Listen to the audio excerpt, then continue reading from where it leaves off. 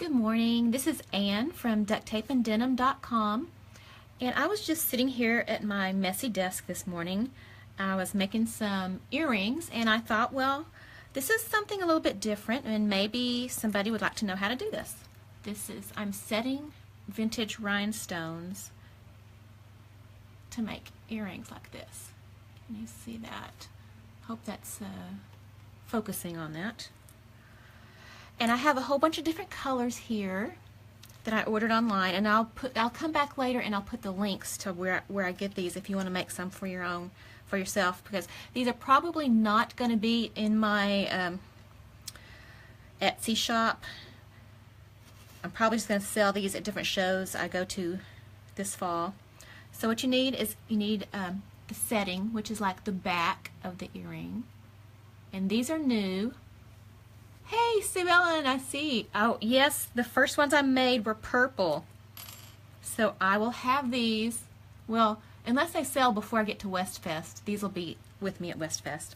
So I actually made purple. It's kind of a joke because my sister loves purple and it's not my favorite color. So you need a setting for the back. These are new, like I said, I'll share where I get them later. These are not my favorite earring hooks, but a lot of my customers really like them. They hang down really far, so it's really pretty, especially if you have short hair and then the color hangs out below your hair. And you need the rhinestones. Now these are vintage rhinestones, and I have a whole bunch of different colors. They're new old stock, so they haven't been used before, and she sells them, and so you can make your own new earrings. These are actually my favorite color, so I'll probably be wearing these. I'm not going to wear the purple ones. And I've got some, these are clear, but they're kind of a little iridescent.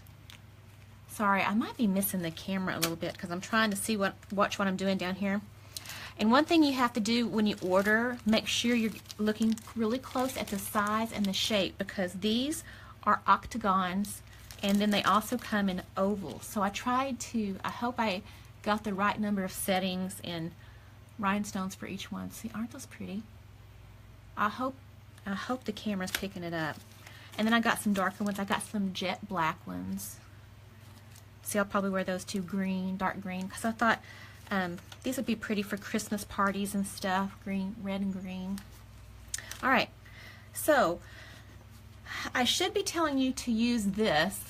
These are nylon pliers, jewelry pliers, and they're good for things like this because the nylon tips don't scratch the metal. But I have trouble using those. I don't know why. I go back to my same old jewelry pliers, just the regular ones, straight nose ones that I use all the time for this. So what I'm going to do, first of all, you get the back and you just kind of set the rhinestone in it. Now the tricky part, of course, this is one of those things that I do all the time. As soon as somebody watches me, I'm going to probably mess it up. You need to hold it in place, but don't push too hard, or the rhinestone will just pop right out. And I take my pliers and I bend down one of the corners. Now while I'm doing this, all these other corners are sticking in my thumb.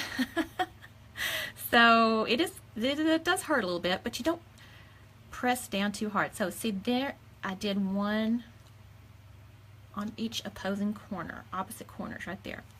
And then again, your rhinestone can still slip out at this point, so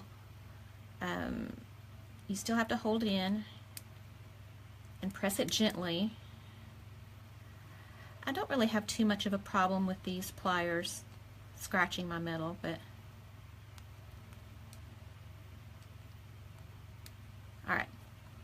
And once you've got them all folded down, see, that's what it looks like.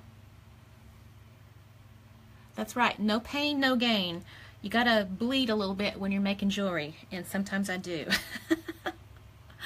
And then these are really easy. You could use French hooks or studs with a little loop on them, whichever ones you want. Just make sure they're facing the right direction when you put it on. Whoops. And then with these, you see how they have that little loop right there?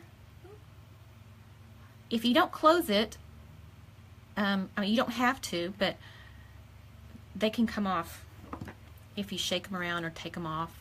So I always squeeze that down to close that little gap there.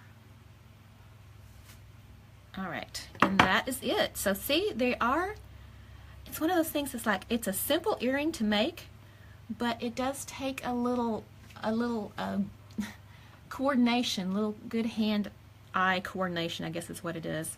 And you're trying to balance too many things. And of course, right now, I'm trying to balance looking at the camera too, to make sure that I'm in focus and everything. And I can't really tell if I'm in focus, so hopefully, and I'll do one more, just in case you didn't see the last one. So set the rhinestone back in there, and gently. And see, sometimes they don't quite fit as well, and you have to push them down a little bit. And again, you got to press very, you can't just press on one side, I guess is what I'm trying to say, because if you press on one side, it's going to come shooting out this other side. And how do I know that? Because I have done it. So squeeze that, turn it around, squeeze the opposite corner. So 2 corners. Okay, so if you were going to wear these earrings, what color would you want? I know Sue Ellen's going to want purple. Ta-da! Oh, see? Went right outside the camera. All right, this is one of my favorite colors, and I'll go ahead and show you some of these other ones. I got more different colors for the. Oh, these are octagons. These are pretty. If you like pink, like a rose color, and they're really sparkly. Let me show you the jet black ones because they're a little bit different. Oh, see, this is hard. Keeping my hand in under the camera in the right place. There you go. These are my favorite, Sue Ellen. If they had gray, I probably would get gray, but she didn't have any gray. And then these are the ones I thought would be pretty for Christmas. There's the green ones. I got dark green and light green, because I do like green. See, these are the dark red and the dark green. So leave a comment and let me know which is your favorite color. I'll go ahead and open all of these anyway. And then, you know what, I'll try to, I'll put together one of the oval ones just so you can see if it's a little bit different. Oh, that one's really sparkly. Look at that when I move my hand around.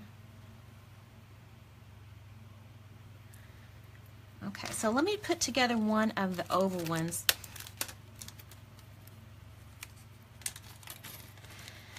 And after I ordered these, I realized they're a little bit smaller than the ones I got last time. I sold these a couple years ago, but the rhinestones were just like a few millimeters bigger. I can't remember. These are either 8 by 10 or 10 by 12. I can't remember. Millimeters are pretty small, so there's not a whole lot of difference. See, even the oval settings have 4 points on them. So it's going to be pretty much the same, except these get a little slippier. Slippier? Is that a word? Slippery-er. And here's one of the problems you sometimes run into. Can you see how that, oh, let's see. Can you see that from the side? How one of the ends is farther in than the other. So this is where you kind of have to just really pay attention, and I think I'm going to have to pull it out and set it in there again. Make sure it gets even.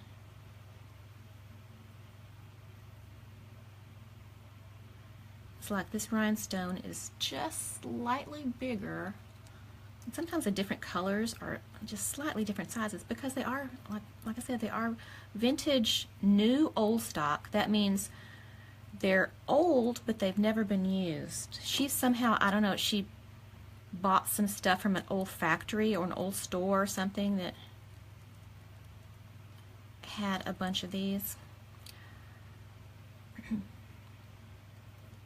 Okay, so opposite sides.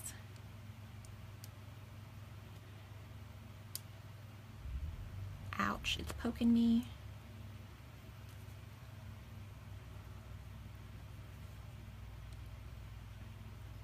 And there you go. There's a pretty pink one. Okay, so I am getting back to work now. Got to make all these earrings because I'm getting ready for shows for this fall. Our first one is going to be Westfest. Well, Paris Flea Market is the next one actually, but I do that every month all year long, so that's not, well, it is special, but it's not a once or twice a year show. Oh, these are really sparkly too. Okay, my problem is I want to keep one of every color. So the first show is going to be Labor Day weekend, Westfest in Texas. It's our only show in Texas this fall. And then we're doing Mes-Amis in Roseville, also in September. Oh, look at that. Yeah, so I don't wear a whole lot of pink either, but I'm going to wear this one because I love green, and those are really sparkly. And this, of course, is my favorite color ever. Well, I guess this is almost aqua. I like turquoise. This is kind of turquoise, I think. So they're not quite as sparkly as the green ones, though. All right, so I am going to go now and finish all these earrings, and I will talk to y'all later. I hope you liked this, and let me know. Leave a comment if you decide to make these. Hi, Clarice. How are you? I can see that you joined, and I just finished, so this is what I made. Earrings.